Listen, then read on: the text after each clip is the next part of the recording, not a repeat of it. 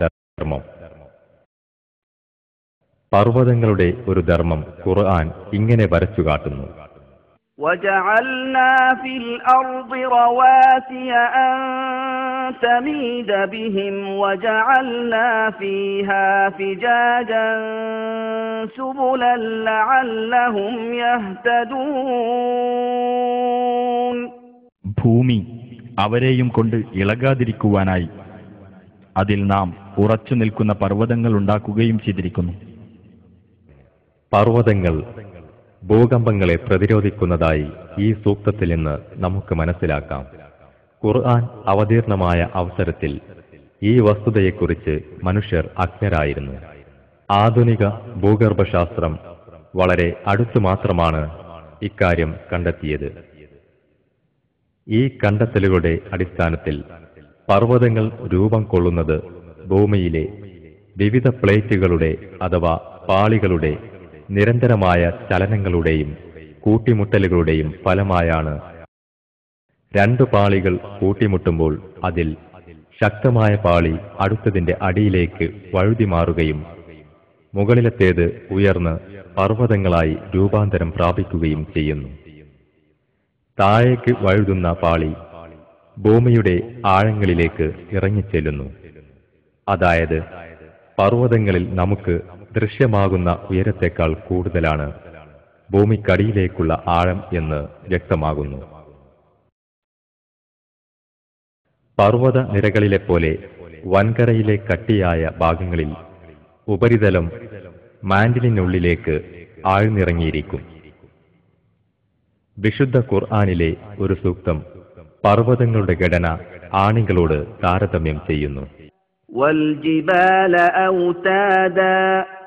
പർവ്വതങ്ങളെ ആണികളാക്കുകയും ചെയ്തില്ലേ? പർവ്വതങ്ങളുടെ ഒരു പ്രധാന സേവനമെന്തെന്നാൽ ഭൂമിയുടെ പാളികളെ ദൃഢീകരിച്ച് അവ പരസ്പരം തെന്നിപ്പോകാതെ ഉറപ്പിച്ചു നിർത്തുക എന്നതാണ്. നാം രണ്ട് മരപ്പാളികളെ തമ്മിൽ യോജിപ്പിക്കാനായി ആണി ഉപയോഗിക്കുന്നത് പോലെയാണിത്.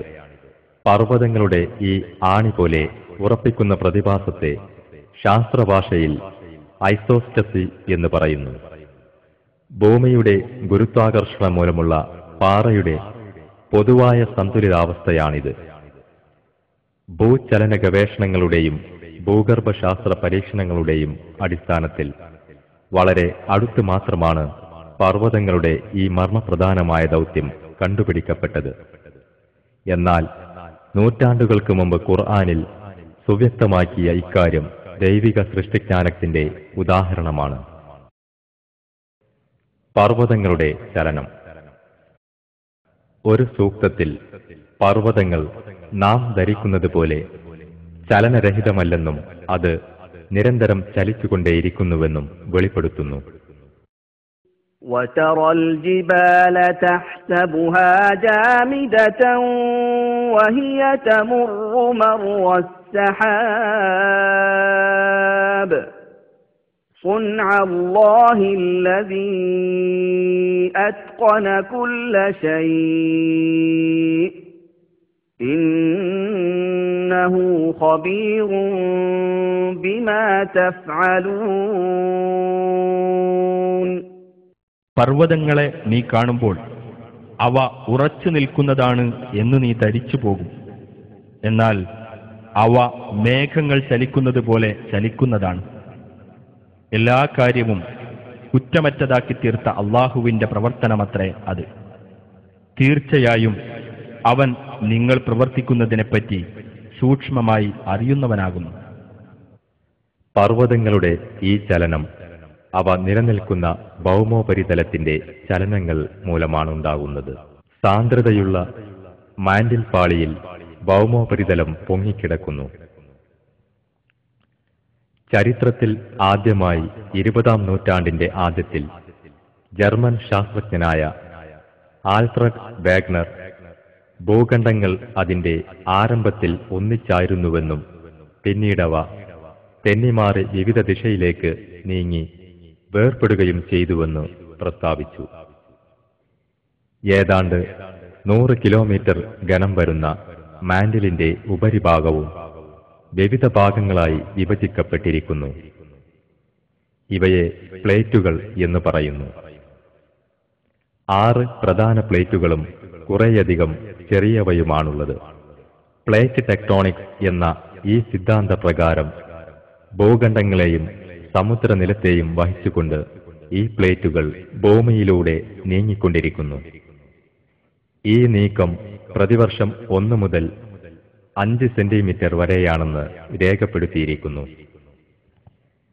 നിരന്തരമുള്ള ഈ ചലനം ഭൂഘടനയിൽ ലഘുവായ മാറ്റങ്ങൾ വരുത്തിക്കൊണ്ടിരിക്കുന്നു. ഓരോ വർഷവും അറ്റ്ലാന്റിക് സമുദ്രം കുറഞ്ഞ തോതിൽ വിസ്താരം ഏറിക്കൊണ്ടിരിക്കുന്നു. ഇവിടെ ഒരു പ്രധാന വസ്തുത ചൂണ്ടിക്കാണിക്കപ്പെടേണ്ടതുണ്ട്. പർവ്വതങ്ങളുടെ ചലനത്തെ മുൻ സൂക്തത്തിൽ തെന്നിമാറുന്നു എന്ന അർത്ഥത്തിൽ ഖുർആൻ പരാമർശിച്ചിരിക്കുന്നു. ആധുനിക ശാസ്ത്രജ്ഞർ ഈ ചലനത്തെ ഇന്ന് കോണ്ടിനെന്റൽ ഡ്രിഫ്റ്റ് എന്ന് തന്നെ പ്രയോഗിക്കുന്നതായി കാണാം. ഖുർആൻ പ്രഖ്യാപിച്ചതും ശാസ്ത്രം വളരെ അടുത്ത കാലത്ത് മാത്രം കണ്ടെത്തിയതുമായ ഈ യാഥാർത്ഥ്യം ഖുർആനിന്റെ നിഷേധിക്കാനാകാത്ത അമാനുഷികതയെ